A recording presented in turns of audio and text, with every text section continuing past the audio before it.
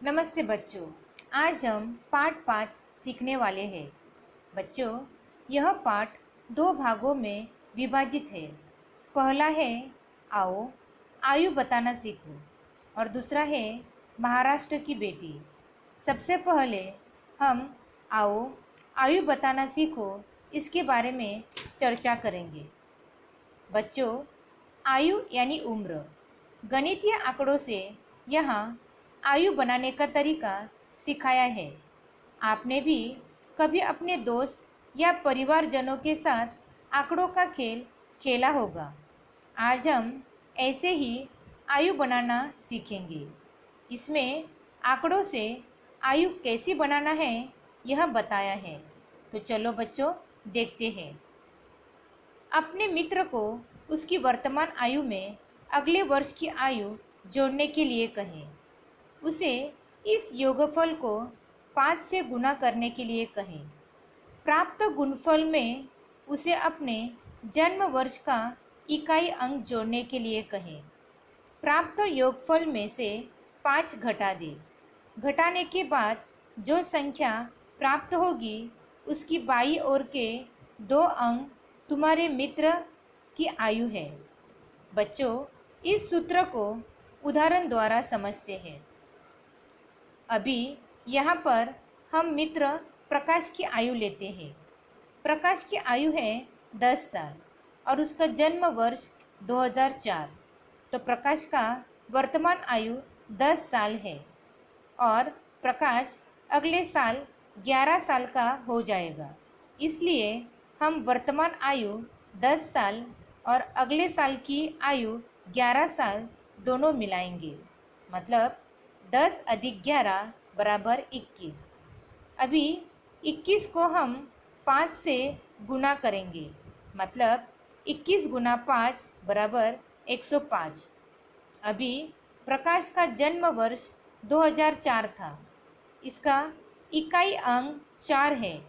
तो हम 105 में से 4 जोड़ेंगे। मतलब 105 अधिक 4 बराबर 109। अभी हम फिर से 109 में से 5 को घटा देंगे। मतलब 109 घटा 5 बराबर 104। 104 की बाईं ओर के 2 अंक अर्थात 10 वर्ष तुम्हारे मित्र की आयु है। इसी आधार पर हम अपने परिजनों, परिचितों और अन्य मित्रों को उनकी आयु बताकर आश्चर्यचकित कर सकते हैं।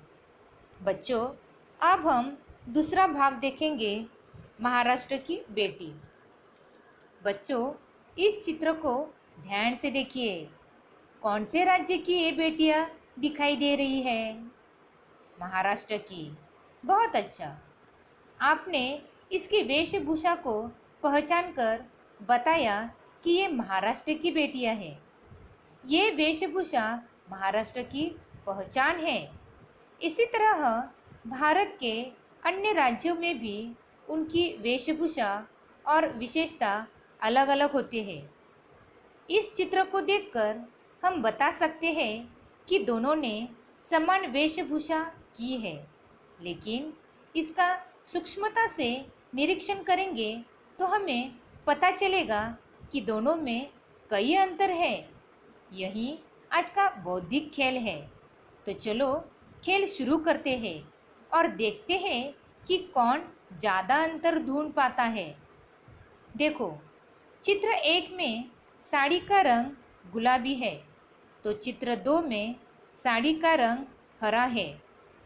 चित्र 1 में और चित्र 2 में मांग का टीका अलग अलग आकार का है। दोनों चित्र में माथे पर लटक रही बिंदी अलग आकार व अलग नक्शी की है।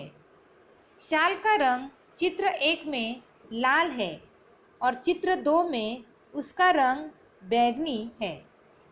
दोनों की चोली का रंग अलग है। चित्र 1 में चोली का रंग हरा और चित्र 2 में चोली का रंग बैंगनी है। साड़ी के किनारे चित्रों की संख्या चित्र 1 में कम है और चित्र 2 में ज़्यादा है। चित्र 2 में औरत के ठुड्डी पर तिल है, तो चित्र 1 में वह तिल नहीं है। चित्र 1 में औरत के दाएं हाथ पर फूल के 4 पंखुड़ियां हैं, तो चित्र 2 में औरत के दाएं हाथ पर फूल के 5 पंखुड़ियां हैं। चित्र 1 में औरत के बाएं हाथ पर 3 फूलों की पंखुड़ियां हैं, तो चित्र 2 में औरत के बाएं हाथ पर फूलों की 5 पंखुड़ियां नजर आ रही हैं। चित्र 1 में औरत ने जो शाल पहनी है उसमें 3 फूल है, और चित्र 2 में औरत ने जो शाल पहनी है उसमें 4 फूल है। चित्र 1 में औरत की गले की माला आधी है, जबकि चित्र 2 में औरत की गले की माला पूरी है। साड़ी के पल्लू पर चित्र 2 में ज़्यादा चांदनी के निशान हैं और चित्र 1 में कम है। धन्यवाद।